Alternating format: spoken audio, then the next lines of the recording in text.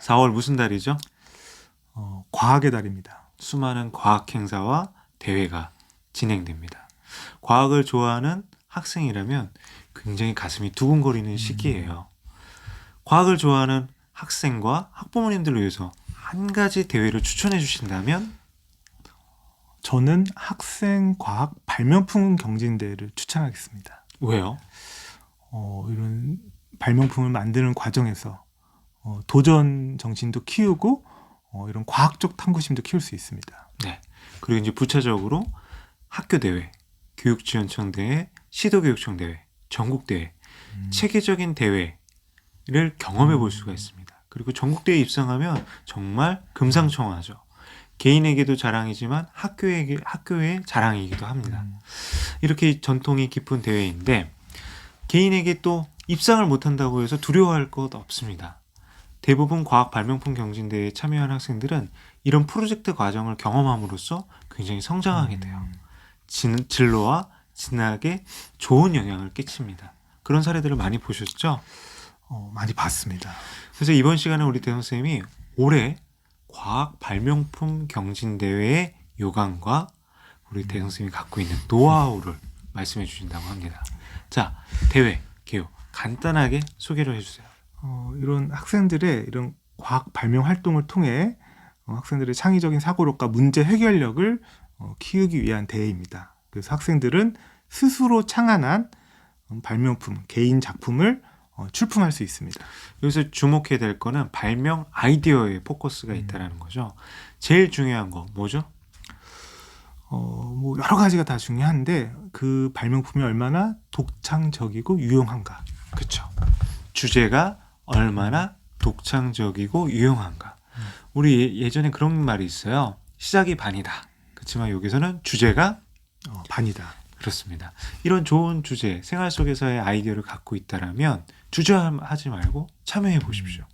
대부분의 학교에서는 교내 예선대회가 있죠. 그러니까 보통은 이런 자신의 발명 아이디어를 간단한 글과 그림으로 표현해서 계획서를 제출하게 되어 있습니다. 계획서라고 하면 부담을 느끼기가 쉬운데 우리 대 선생님이 말씀해 주신 것처럼 간단한 그림, 보통은 이제 두 쪽 내외였던 것 같아요. 발명 주제에 대한 핵심 아이디어를 그림으로 표현하고 그것을 소개하는 글을 쓰거든요. 그 글은 어떤 내용들이 담기게 되죠?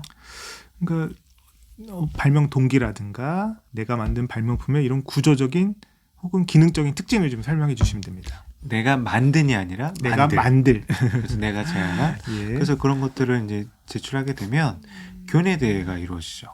대부분 같은 경우는 이제 모든 학생들이 참여하는 형태로 대회가 이루어져요. 근데 거기서 유의미한 주제와 발명 아이디어가 있다면 선발이 되죠. 교내 대회에서 선정이 됩니다. 그래서 학교에 따라서 교내상을 시상하기도 하고 시상하지 않고 대표 학생만 뽑는 경우가 있는데 이렇게 선정이 되면 어떤 베네핏이 있죠? 근데 우선은 지도 선생님이 배정이 됩니다. 네. 그리고 자신의 발명 아이디어를 좀 더 정교화할 수 있도록 많이 도와주십니다. 그렇죠. 지도 선생님이 배정이 되면 지도 선생님께서 내 발명품 아이디어를 얼마나 정교하게 다듬을 수 있을까 같이 고민해 주시고 도움을 주시게 돼요. 그리고 이제 학교의 대표로 작품을 출품하게 되는데 바로 교육청 본선에 가는 게 아니라 교육청 예선대회가 있다면서요. 그래서 이런 발명품 출품 계획서를 근데 보통 4월에 교육청 이런 예선 대회가 실시가 됩니다. 교육청 예선대회에서도 가장 중요하게 보는 거 뭐죠? 결국은 주제인 것 같아요. 그렇죠. 주제입니다. 주제라는 것들 이제 생활 속의 어려움, 생활 속의 불편 이것들을 해소하는 아이디어입니다. 이게 굉장히 고난이도나 복잡한 아이디어일 필요가 없어요. 그런데 이런 아이디어를 바로 이제 꺼내기가 쉽지가 않아요. 그래서 대 선생님이 지도하셨을 때 노하우 1. 주제를 정할 때 어떤 도움들을 그러니까 이 대회 필요로 합니까? 요강을 한번 꼭 보셔요. 그러면 심사 기준이 나와 있어요. 그거 당연한 거고요. 대회 요강을 보고 심사 기준 보고 다 좋습니다. 예. 대 선생님 꿀팁을 알려주세요. 그러니까 우선은 뭔가 거창하고 뭔가 이렇게 당장 상용화되고 그러지 않아도 괜찮습니다. 생활에 작지만 누군가한테 꼭 필요한 아이디어들이 근데 있거든요. 그게 막연해요. 아니 지금까지 44회 발명품 경진대회가 있었는데 혹시 다른 주제나 그런 것들과 겹치거나 지금 이제 생활 속에서 쓰이고 있는 제품들과 겹칠 수도 있잖아요. 이런 거 어떻게 검색해 볼 수 없어요? 국립중앙과학관 홈페이지에 이런 발명품 경진대 게시판이 있습니다. 거기에 기존 수상작 보고서와 동영상이 있습니다. 거기에서 한번 검색을 해보시면 유사 작품이 다 나오기 때문에 그 유사 작품들을 참고하셔서 발명 아이디어를 만드는 게 가장 좋습니다. 그러니까 제일 바람직한 것은 무에서 유지만 그 무에서 유가 어렵기 때문에 많은 학생들과 학부모님들이 기존 작품들을 검색을 하세요. 그리고 기존 작품들을 검색하면 두 가지 감정이 듭니다. 나 이거 할 수 있을까? 두 번째는 나도 할 수 있겠는데. 근데 요거 두 가지는 모두 다가 맞아요. 처음부터 그런 완성된 작품 설명서나 작품이 나올 수는 없겠죠. 그 처음의 과정에서 단계별로 밟아 나가면 누구나 작품 설명서, 완성된 작품을 만들 수가 있고, 그리고 이 세상에 새로운 건 없습니다. 기존의 제품, 기존의 발명품을 토대로 발전된 아이디어를 제공하면 되니까 약간 겹친다고 해서 너무 걱정할 건 없으세요. 그래서 이제 교육청 대회에서도 아까 대성 선생님이 말씀하셨잖아요. 교육청에서 주제가 중요하다라고 했는데 이때도 계획서 심사만 하나요? 예선에서? 교육청 예선도 계획서 심사입니다. 좋습니다. 좋은 주제를 갖고 이제 예선 대회까지 통과를 했어요. 그 다음 단계 교육청 본선이잖아요. 예, 어떻게 이루어지나요? 5월 말에서 이제 6월 달에 이제 본선 대회가 이루어집니다. 그래서 이때 이제 본선 대회 때 학생들이 준비해야 될 게 있잖아요. 크게 두 가지라면서요. 예, 발명품 이런 작품 설명서, 예, 또 하나는 보고서와 그 다음에 실제 자신이 만든 발명품입니다. 그러니까 이렇게 생각하시면 돼요. 교육청 본선까지 나가게 된다라면 이제 자기만의 부스를 꾸리게 됩니다. 커다란 게시용지, 자기의 작품에 자기 연구 활동에 대한 개요가 들어간 게시용지를 붙이고 자기의 작품을 전시하고 그리고 자기의 작품 설명서로 요약한 내용을 이제 심사위원님들 앞에서 발표하게 돼요. 굉장히 떨리기도 하지만 학생으로서는 굉장히 뜻깊고 자랑스러운 경험이거든요. 근데 이게 내 작품의 장점만 막 얘기하면 되는 게 아니라면서요. 실제로는 이제 발명품 경진대라면 발명품만 설명하려고 하는데 우리가 심사 기준을 볼 필요가 있습니다. 그래서 이제 창의성 및 탐구성이 40점입니다. 100점 만점에. 그리고 실용성이 30점, 경제성이 30점입니다. 그러니까 이 평가 지표, 그러니까 이 배점을 준 걸 고려해서 그러한 요소들이 들어가게 설명하라는 말씀이시죠? 예, 그래서 가장 큰 점수가 이제 예선 대회를 방금 말씀드렸고 본선 대회에서는 거기에 노력도가 들어가요. 그래서 얼마나 열심히 그리고 탐구했느냐가 그걸 어떻게 알아요? 다들 노력했는데. 그래서 그걸 표현할 수 있는, 어필할 수 있는 방법이 있다면서요? 예, 그래서 기존의 수상 작품들을 분석을 해보면 어떤 훌륭한 발명품이 한 번에 나오지 않고 시행착오를 겪는 과정을 보고서에 담고 발표에도 이렇게 전시해서 같이 발표합니다. 내 주제는 이거였습니다. 근데 이거에 대해서 발명품을 만들었는데 이런 부분에서 어려움과 단점이 있어서 이렇게 보완했고 또 이걸 갖고 이렇게 했더니 이런 문제가 생겨서 이렇게 완성했습니다. 이런 과정이 드러나게끔 설명서와 발표를 하라는 말씀이시네요. 꿀팁입니다. 예, 그래서 근데 단기간에 만든 작품보다는 뭔가 탐구 일지도 쓰고 뭔가 지속적으로 꾸준히 연구한 결과물을 높이 평가합니다. 그래서 이런 과학 이제 발명품 경진대의 좋은 점이 이거예요. 처음부터 우수한 등위로 수상하면 좋겠지만 그렇지 못할지라도 초등학교 때 참가해보고 중학교 때 참가해보고 고등학교 때 참가해보면서 이 과정들을 밟아나가는 게 학생들이 성장하는 데 큰 밑거름이 돼요. 우리 대선생님이 지도했던 수많은 영재 학생들, 과학에 관심 있는 학생들, 이를 토대로 자기의 진로와 진학과 연계하는 모습들을 많이 보셨잖아요. 그런데 제가 궁금한 게 있습니다. 이거 내가 과학에 관심이 많은데 내가 좋은 아이디어도 있는데 말을 잘 설명을 못해요. 이런 학생들 어떻게 준비해야 될까요? 보통 3분 정도 자신의 발명품을 발표를 해요. 근데 요즘엔 유튜브 국립중앙과학관 유튜브 채널에도 이 발표 영상들이 다 올라와 있습니다. 그래서 발표 시나리오를 써본다면 그리고 시나리오는 간단해요. 자신의 발명품 설명서, 이 보고서를 핵심만 요약한 거예요. 어떤 동기로 발명품을 만들었고 어떤 과정을 거쳤고 그리고 어떠한 기능이 있어서 어떤 효과가 있다. 이거를 3문 이내 발표하시면 됩니다. 두 번째 제가 또 질문을 드릴게요. 이 발명품을 작품으로 만들려면 어떤 업체에 가서 아크릴을 짠다든지 아니면 특정한 이제 디자인을 해서 그거를 멋있게 만들어야 되는데 돈이 많이 들지 않나요? 그래서 근데 저도 이제 그런 오해를 처음 했었습니다. 근데 실제 수상 작품 결과 보고서를 보면 꼭 그런 것만도 아닙니다. 그래서 하드보드지도 만들고 레고 블록으로도 만들고 여러 가지 간단한 도구들을 만들고 그런 것들에서 중요한 건 핵심 아이디어입니다. 발명 아이디어. 그래서 뭐 최근 트렌드가 물론 3D 프린트라든가 뭐 이런 걸 하기도 하지만 결국은 수상의 당락을 좌우하는 거는 발명 아이디어다. 그리고 이런 것 같아요. 이제 좋은 아이디어가 있더라면 방법은 다 있습니다. 지도교사 선생님들께서 그런 방법들을 안내해 주셔요. 그래서 이제 주변에 인근 학교에 3D 프린터나 어떤 좋은 재료 그리고 좋은 소재가 있다면 그걸 활용할 수 있는 방법도 안내해 주시거든요. 그리고 이제 시도교육청 대회까지도 사실은 그 작품의 아이디어를 갖고 평가합니다. 아이디어가 좋다라면 작품의 완성도가 다소 미흡할지라도 좋은 평가를 받게 돼요.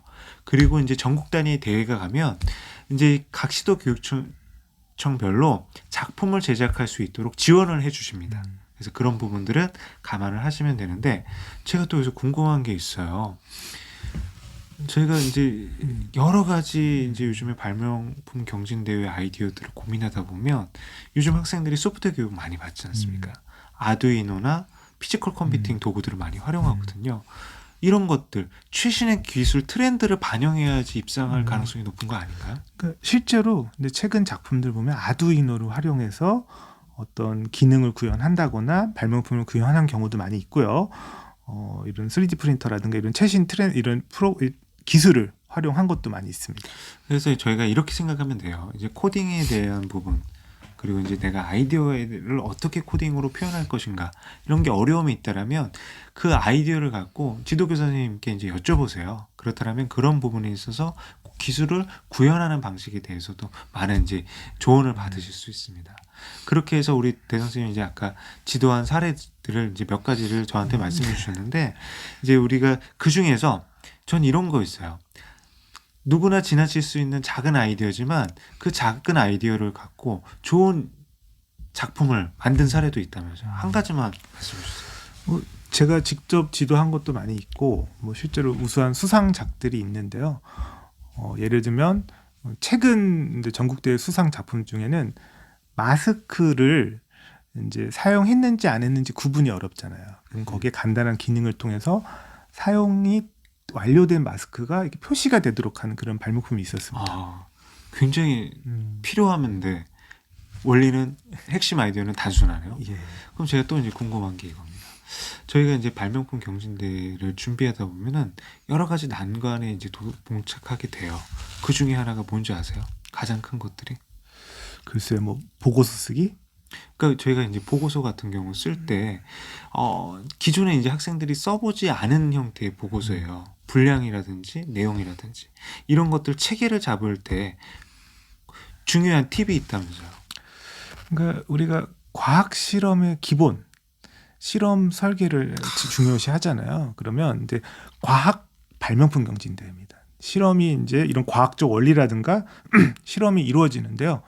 거기에서 이제 학교에서 이렇게 교과서에 실린 실험을 참고해서 혹은 기존의 발명품 경진대회 이런 보고서에 담긴 실험을 참고해서 간단하지만 실험 설계를 할 필요가 있습니다. 그러니까 내 작품이 얼마나 유익한가에 대해서 유의미한가에 대해서 그거를 과학적인 절차에 의해서 증명하는 노력들이 담긴다라면 그건 되게 좋은 평가를 받는다라는 말씀이잖아요.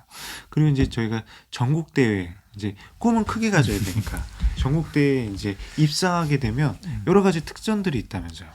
그 중학교 같은 경우는 뭐 해외 견학에 뭐 이런 기회도 주는 걸로 알고 있고요.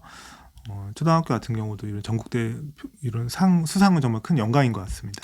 이제 과거와 달리 이제 대회 실적에 대한 어필, 그러니까 진로에 대한 직접적인 반영은 어려울지라도 이제 영재학교나 어떤 영재 학급 이런 활동을 하는 데 있어서 굉장히 보이지 않는 도움을 받게 됩니다. 그리고 그 부분들의 이제 효과는 제가 이제 영재학교의 전형에서도 보면 어떤 심층 면접 이런 것들도 사실은 이 과학 전람회나 발명품 경진대의 그런 프로세서하고 닮아 있거든요. 그런 부분을 조금 팁을 주셔요. 그래서 이제 자신이 어떤 문제 상황을 인식을 하고 거기에서 그 가설을 세우고 실험을 하면서 시행착오를 겪고 또 어떤 결론을 이끌어내는 거는 모든 과학 탐구와 과학 실험이나 이런 보고서의 기본입니다. 그리고 그거는 뭐 과학고라든가 앞으로 이런 과학에 관심 있는 학생이 진학하는 어떤 곳에서든지 좋은 경험이 됩니다. 그래서 이제 전국 대회 같은 경우도 이제 입상하는 작품들을 보면 어떤 기술적인 난이도 그리고 외부 전문가의 도움을 받은 것보단 사회적인 이슈 그리고 생활 속의 어려움, 불편 요거를 접목시킨 경우들이 많아요. 우리 대성 쌤은 이제 예전에 좋은 작품을 만들었던 게 사회적으로 어떤 안전에 대한 이슈가 있었을 때 그것을 작품하고 결합시키셨잖아요. 그게 되게 저는 기억에 남고 또 요즘엔 기후위기 생태환경 이런 관심들도 많거든요. 그런 것들과 관련해서 공적인 사회적인 가치를 추구하는 작품.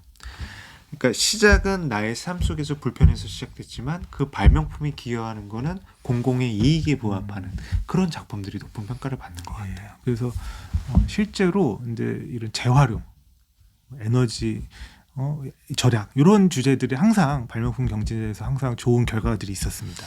그리고 이제 저희가 지났지만 코로나 시기 그리고 저희가 어떤 이태원의 이제 가슴 아픈 사고 이런 것들과 결부시켜진 본다라면 우리가 진짜 필요한 아이디어들이 분명히 있을 겁니다. 그런 부분들. 그러니까 예를 들어서 말씀을 드린 거죠. 그리고 아까 대성 선생님이 말씀하신 것처럼 지속 가능한 발전을 하기 위한 우리가 공공의 이제 합의된 지향하는 가치 이런 것들에도 관심을 가지면 좋을 것 같아요. 대현 쌤 이제 팁을 다 말씀해 주신 겁니까? 또 숨겨놓은 거 있으신 거 아니에요? 우선 뭐 팁보다는 좀 용기를 주고 싶어요. 시작이 반이고 발명품 경진대회는 계획서를 낸 것만으로도 큰 도움이 된다. 그리고 저는 좀 조금 마지막 꿀팁입니다. 근데 이 발명품 하기 전에 이 기존의 이런 수상 작품들을 한번 조금 보고선 하는 게 상당히 내 아이디어를 좀 다듬는 데 도움이 된다. 이 말씀 드리고 싶습니다. 참 좋은 세상이에요. 발명품 경진대회, 아이디어 경진대회가 어떤 형식으로 이루어지는지 그 사이트에 다 나와 있죠. 홈페이지에 안내가 되어 있고 그리고 그 과정들을 그리고 그 발표 과정들을 이제 유튜브로 이제 영상으로 탑재되어 있기 때문에 그 영상을 활용하시면 좋은데 마지막으로 그 홈페이지 이름이 뭐라고요? 국립중앙과학관 그리고 유튜브 채널도 동일합니다. 그리고 학생 과학 발명품 경진대회를 검색하시면 여러 좋은 자료들이 있으니까요. 꼭 먼저 한번 검색하시고 시작하시길 바랍니다.